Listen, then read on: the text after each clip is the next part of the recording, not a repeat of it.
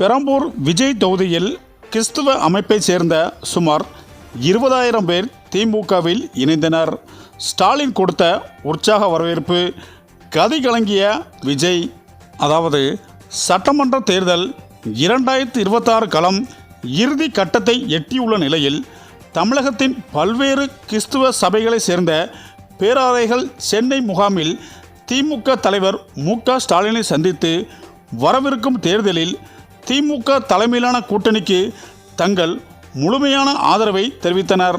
மேலும் முக்கிய சபைகளை சேர்ந்த முக்கிய பேராயர்கள் மற்றும் திருச்சபை தலைவர்கள் இந்த சந்திப்பில் பங்கேற்றனர்.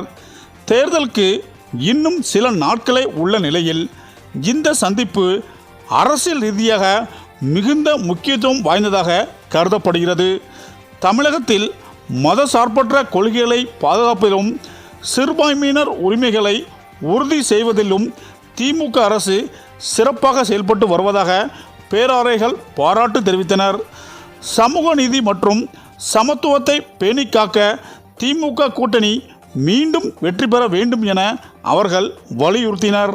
அதாவது தேர்தல் அறிக்கை கோரிக்கைகள் சிறுபான்மையினருக்கு கல்வி மற்றும் நிறுவனங்களில் உரிமைகள் மற்றும் சமூக பாதுகாப்பு தொடர்பான சில கோரிக்கைகளையும் அவர்கள் முதல்வரிடம் முன்வைத்ததாக தெரிகிறது. அவற்றை கனிவோடு பரிசீலிப்பதாக முதல்வர் ஸ்டாலின் உறுதியளித்தார். குறிப்பாக கிறிஸ்துவ அமைப்புகளின் இந்த அதிகாரப்பூர்வ ஆதரவு குறிப்பாக கன்னியாகுமரி, தூத்துக்குடி மற்றும் சென்னை போன்ற கிறிஸ்துவ வாக்காளர்கள் அதிகம் உள்ள பகுதிகளில் திமுக கூட்டணிக்கு மிக பெரிய பலத்தை அளிக்கும் என எதிர்பார்க்கப்படுகிறது. மேலும் நடிகரும் தமாக தலைவருமான விஜய் நேற்றைய தினம் திருச்சி கிழக்கு தொகுதியில் தீவிர பிரச்சாரம் மேற்கொண்டார். மேலும் அன்றைய தினம் அவர் கோயில், பள்ளிவாசல் மற்றும் சர்ச்சிற்கு சென்று வழிபாடு நடத்திய நிலையில் அதுவே இப்போது சர்ச்சையாக வெடித்துள்ளது. இதனால் விஜய் மீது வழக்கு பதிவு செய்ய வேண்டும் என்று பலரும் வலியுறுத்தி வருவதாக கூறப்படுகிறது. அதாவது ஹாலிவுட் டு கோட்டை என்ற இலக்கை நோக்கி தனது அரசியல் பயணத்தை தொடங்கியுள்ள நடிகர் விஜய் இப்போது தேர்தல் களத்தில் தனித்து போட்டியிடுகிறது. அவரது கட்சி மாநிலம் முழுக்க தனித்து களமிறங்கும் நிலையில் விஜய் பெரம்பூர் மற்றும் திருச்சி கிழக்கு என 2 தொகுதிகளிலும் போட்டியிடுகிறார். அன்றைய தினம் விஜய் திருச்சியில் பிரச்சாரம் செய்தார். மேலும் பிரச்சாரம் தொடர்பான அவரது வீடியோக்கள் இணையத்தில் ட்ரெண்டாகி வந்த நிலையில் அது எதிர்பார்த்த ஒரு சர்ச்சையில் முடிந்துள்ளது. அதுவும் அவர் அணிந்திருந்த ஒரு துண்டுதான் இப்போது சர்ச்சையாக வெடித்துள்ளது. அதாவது திருச்சி கிழக்கு தொகுதியில் விஜய் பிரச்சாரம் செய்தார். மக்களின் கவனத்தை ஈர்க்கவும் அனைத்து தரப்பு மக்களின் ஆதரவை பெறவும் அவர் நகரின் முக்கிய வழிபாட்டு தலங்களில் வழிபாடு நடத்தினார். முதலில் ஒரு அம்மன் கோவிலுக்கும் அதைத் தொடர்ந்து ஒரு பள்ளிவாசலுக்கும் சென்றார். இந்த 2 இடங்களிலும் எந்த கட்டுப்பாடுகளும் விதிக்கப்படவில்லை. விஜயை பார்க்க மக்கள் கோவிலை சுற்றிலும் பள்ளிவாசலை சுற்றிலும் அதிகம் இருந்தனர். மேலும் இந்த 2 இடங்களில் அவர் தனது கட்சி சின்னம் அல்லது கொடியை பொறித்த அந்த அடையாளத்தையும் அணியவில்லை.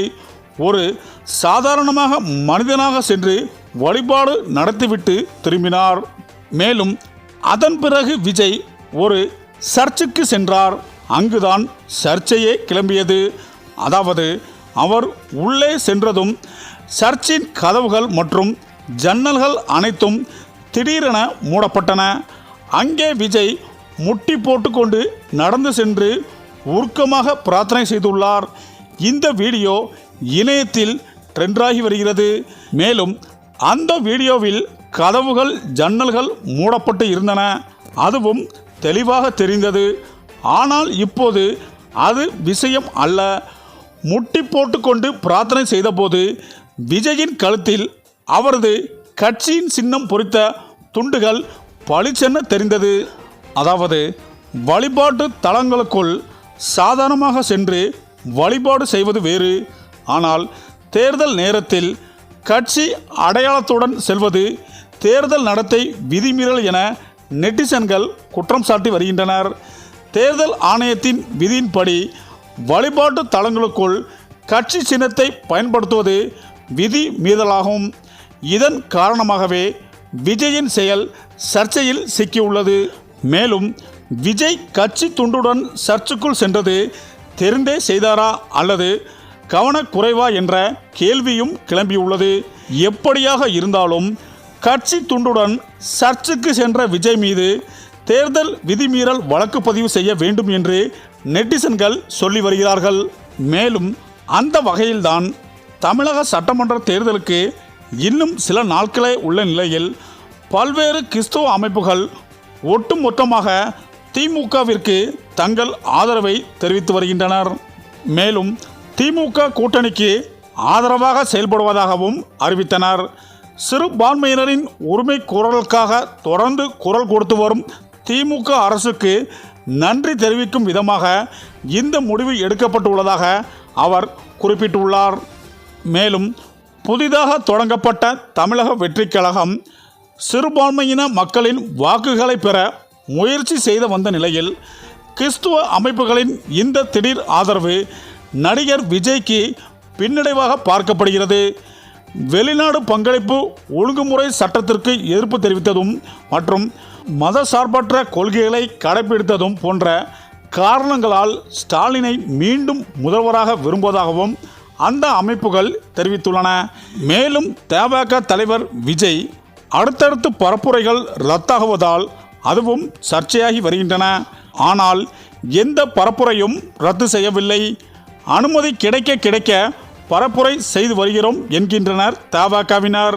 இந்த நிலையில்தான் விஜயின் பெரம்பூர் பரப்புரை முடிவடைந்து சர்ச்சையான நிலையில் பெரம்பூர் தொகுதி மக்களிடம் வீடு வீடாக சென்று விஜய் வாக்கு கேட்க இருப்பதாக தகவல்கள் வருகின்றன. இந்த நிலையில்தான் இதுவரை பரப்புரை மட்டும் செய்து வரும் விஜய் தற்போது முதன் முறையாக வீடு வீடாக சென்று வாக்கு சேகரித்து வருகிறார். இதன் மூலம் மக்களிடையே அவருக்கு எந்த அளவிற்கு வரவேற்பு உள்ளது என்பதை தெரிந்து கொள்ளும் வாய்ப்பும் அமையும் என எதிர்பார்க்கப்பட்டு வருகிறது.